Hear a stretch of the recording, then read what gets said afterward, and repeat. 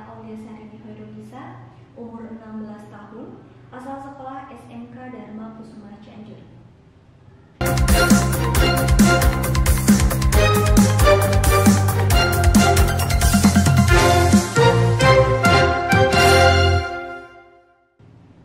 Selamat siang pemirsa, kembali lagi bersama saya Aulia Sarini Hoirunisa pada berita hari ini. Pada awal tahun 2020 lalu, dunia diguncang oleh wabah virus COVID-19 yang menyebar begitu cepat ke seluruh dunia, tak terkecuali Indonesia.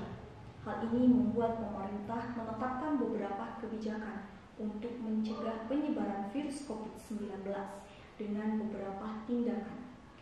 Di antaranya adalah pembatasan sosial berskala besar atau PSBB dan pemberlakuan pembatasan kegiatan masyarakat atau PPKM. Sektor usaha mikro kecil dan menengah atau UMKM menjadi salah satu yang terdampak pandemi COVID-19, seperti menurunnya mobilitas masyarakat serta sulitnya pelaku UMKM untuk membuka toko secara offline karena dapat menimbulkan kerumunan yang dimana dapat menghambat pemerintah dalam pencegahan penyebaran virus COVID-19.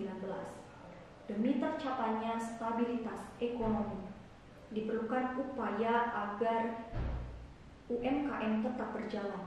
Maka dari itu, masyarakat perlahan-lahan beralih untuk mengembangkan usahanya secara digital sebagai salah satu upaya untuk meminimalisir adanya kontak fisik.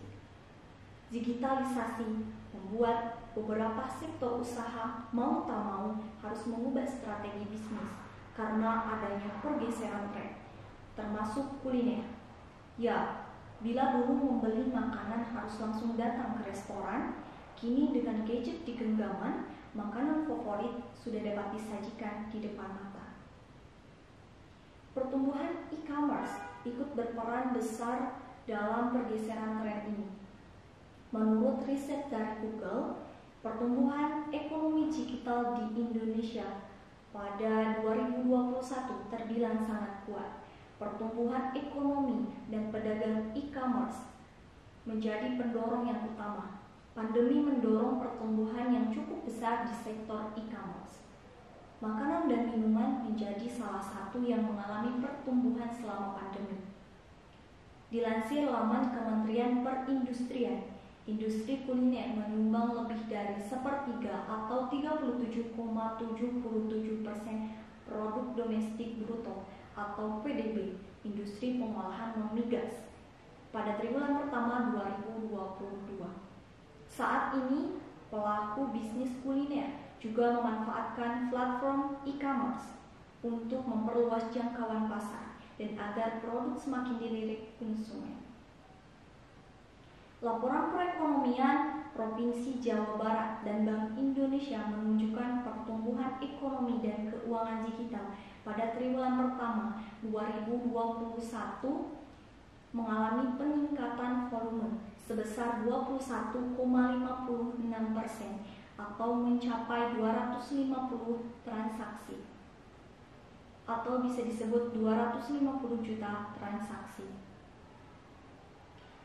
Meningkatnya transaksi digital dapat dipengaruhi oleh tingginya jumlah pengguna e-commerce.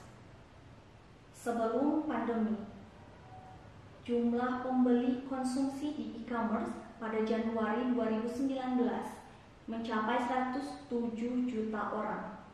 Sedangkan selama pandemi pada Januari 2021 jumlahnya mencapai 138,1 juta orang. Sama halnya dengan di Provinsi Jawa Barat. Pertumbuhan transaksi e-commerce pada triwulan pertama 2021 bahkan mengalami kenaikan sebesar 52,61% dengan nominal mencapai 17,91 triliun rupiah.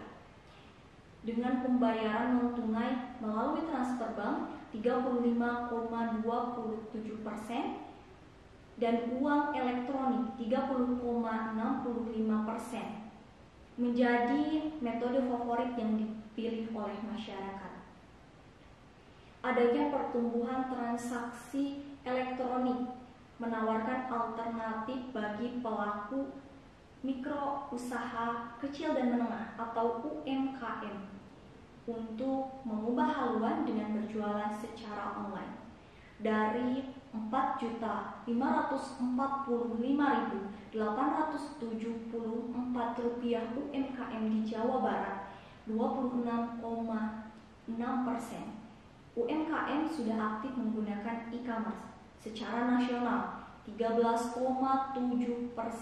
UMKM sudah bermigrasi ke ranah jualan online melalui platform Circle. Dengan jumlah kedua terbanyak adalah UMKM di Jawa Barat, 21% setelah Jakarta. Untuk membantu UMKM yang terdampak pandemi, Pemda Provinsi Jawa Barat juga meluncurkan platform atau marketplace yang aman dan ramah pengguna, yaitu Borongdong ID. Target pasar Borongdong ID adalah aparatur sipil negara atau ASN yang jumlahnya mencapai 300.000 orang. Hadirnya marketplace ini diharapkan mampu menjadi teknologi digital yang membantu solusi pemulihan ekonomi, mengingat peran UMKM yang cukup besar pada PDB Indonesia sebesar 57,24% pada tahun 2018. Baik pemirsa, sekian berita hari ini. Saya Aulia Sahrini Herunisa, pamit undur diri. Terima kasih dan sampai jumpa.